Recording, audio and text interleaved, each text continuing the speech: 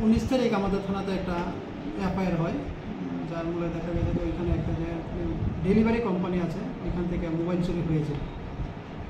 FIR হওয়ার পরে আমরা চিত্রাঙ্গন সরকার নামে একজন যে ইনভলভ ছিল ওনাকে অ্যারেস্ট করি, ওনার কাছ থেকে মোবাইল আমরা রিকভারি করি। এবং ওই এফআইআর মধ্যে আরেকজনের নাম ছিল যিনি জয়ন্ত দেবনাথ, যিনি শর্টারের কাজ করেন, উনি ধর্মনগর অফিসে দেখে কাজটা করেন। তখন আমরা তদন্ত করে জানতে পারি এবং এফআইআরে উল্লেখ ছিল যে চিত্রাঙ্গন সরকার যে মোবাইল চুরি করতে বা বিভিন্ন কাজের সঙ্গে জড়িত ছিল, মোবাইল চুরি, ল্যাপটপ চুরি, ডিউরিং ট্রান্সপোর্টেশন, চিত্রাঙ্গন সরকারের কাজটা ছিল শুধু লোডিং আনলোডিং করা।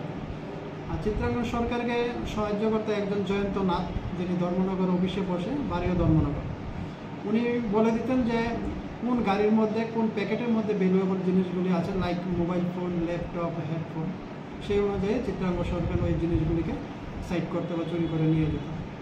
আমরা ওই দিনে চিত্রাঙ্গন সরকারকে যখন অ্যারেস্ট করি, সরকার আমাদেরকে বেশ কিছু তথ্য দিয়েছে এবং গতকালকে রাত্রে আমরা তদন্ত করে তথ্যগুলি প্রমাণ পাওয়ার জন্য গতকালকে রাত্রে আমরা জয়ন্ত দেবনাথকে ধর্মনগর থেকে আমরা অ্যারেস্ট করি। প্রাথমিক তদন্ত তো আমরা অনেক কিছু পেয়েছি, তারপর জয়ন্ত দেবনাথ অনেক কিছু আমাদের বলেছে যেগুলো আন্ডার ভেরিফিকেশন।